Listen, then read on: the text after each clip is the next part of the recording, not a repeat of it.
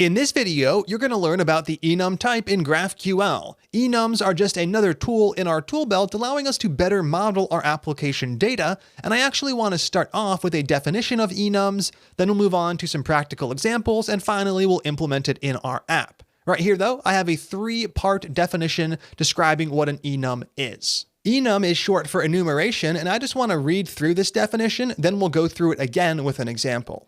So an enum is a special type that defines a set of constants. This type can then be used as the type for a field, similar to how we can use our scalar and custom types for fields. And then finally, values for that field must be one of the constants for the type. So let's break this down with an example. We're going to define a special type and a set of constants. So if I was trying to represent user roles, I might define an enum called something like user role. And I might list out all of the potential values. A user could be a standard user, you could also be an editor, and then maybe lastly, you could be an admin. So those are the three potential roles. When I was to go define the user, I would then use that as the type for one of the fields. So right here, I'll just leave some comments since I'm not actually writing GraphQL, type user. We will then set up the closing curly brace. I'll add a single field role of the type user role. And now we're essentially enforcing that the value for role is one of these three values. It cannot be anything else. So let's go ahead and work through just one more example before we see this in practice. Let's say we're using GraphQL to model a laptop. If I was modeling a laptop, I would likely want some field that allows me to represent whether or not the laptop is powered on. So I might have an is_on field or is powered on, and this could be of the Boolean type. So I could set it equal to true if the laptop is on or false if the laptop is off. Now this is a good start, but it's not actually representative of all of the various states that a laptop's power can be in. You could have a laptop powered on, you could have a laptop powered off, but you can also have a laptop that's in sleep mode. So a Boolean no longer really serves us since it can only represent two states. An enum can represent as many states as we need, and we can actually enforce that it's one of those. So in reality, we would probably have a laptop field called something like power status of an enum type, and for that enum, we might have a few different options like on, off, or sleep, or anything else that we happen to need. So in the end of the day, working with an enum could easily be replaced by a string. I could have power status be a string and just use one of these three string values. The difference is that with enums, we can actually enforce it. So if someone tries to save a laptop's power status to something other than these three, it would actually fail with an enum, while it would work with a string. This should seem familiar because it's exactly what we have with our subscription payloads. If I head over to schema.graphql, we have our post subscription payload and our comment subscription payload at the bottom.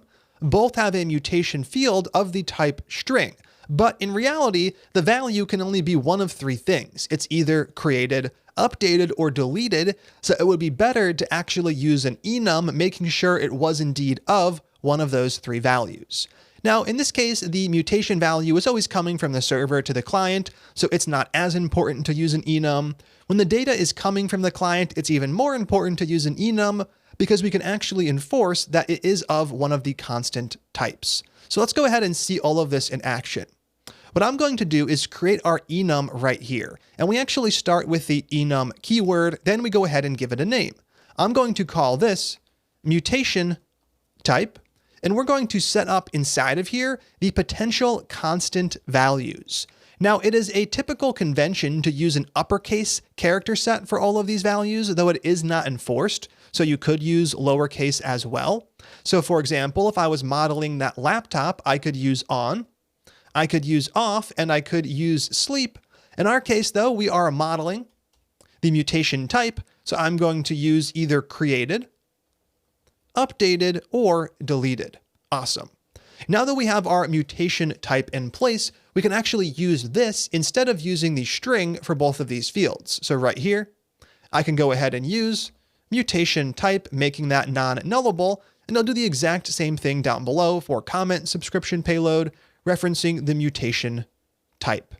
Now, the mutation field for both of these types must be one of these three values. Currently, it already is, so we're not going to run into any issues, but another advantage of using enums is that it really makes it easy to catch typos and little inconsistencies throughout your application. So let's go ahead and save our schema.graphql file and actually see this in practice. Over in mutation.js, I am going to remove the definition up above, though you can find this in the PDF guide lesson notes for this lecture. And down below, we're going to go ahead and mess with one of our publish calls.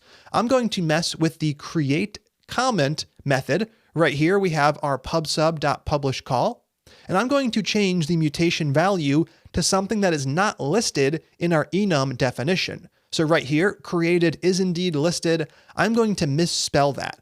Created with two E's followed by the D. Now, if we weren't using an enum, this would be perfectly valid because it is indeed a string, so everything would work as expected.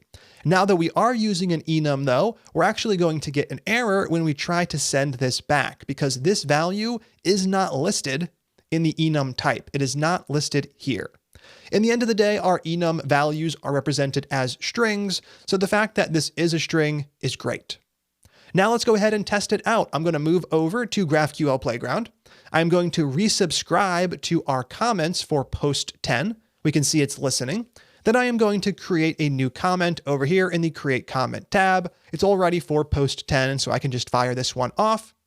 Now the actual comment creation worked. It is the subscription that should have failed. So over here, we can see an error. The message expected a value of type mutation type, but received, and then it's showing this one, created. So it's letting us know that the value it got back did not match up with the value that was actually expected. Now, that would allow us to figure out there is a typo. We could then address that by removing the extra E. We could save things and test them out again. I can restart that subscription. We can see it's listening. I can go back and recreate that comment. It works once again, and now if I head back to the subscription tab, it should indeed be working as expected, and we should have our little event showing up. Right here, we do indeed have it. We have our comment data. The type for mutation is indeed created, and then we have all of the data we requested down below. That's where I'd like to stop for this one, so let's take a quick moment to recap what we learned. In this video, we learned about the enum type. Enums allow us to represent a set of constants, and then any fields of that type must have a value equal to one of our constants. This is great when we're modeling data and we have a set of standard values that we know about ahead of time. It doesn't make sense to use enum for a post's title because we do not know the various values for post titles ahead of time. There could be anything out there. In the case of mutation, though, there are only 3 values, so it makes sense to use an enum. Now, if you're working with just 2 values, you can typically get away with a Boolean. We saw how that was possible when we had the isOn property for our laptop. It's either on or off, true or false.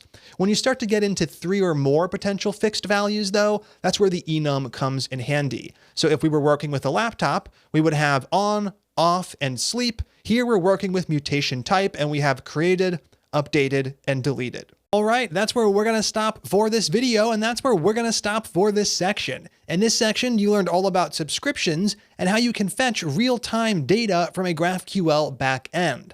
We're going to continue on with the course in the next section, which is kind of like the start to part 2. We're going to dive into some advanced topics. We're going to start exploring data storage, authentication, and other real-world features. I am beyond excited to get to it, so let's go ahead and move right in to the section introduction video.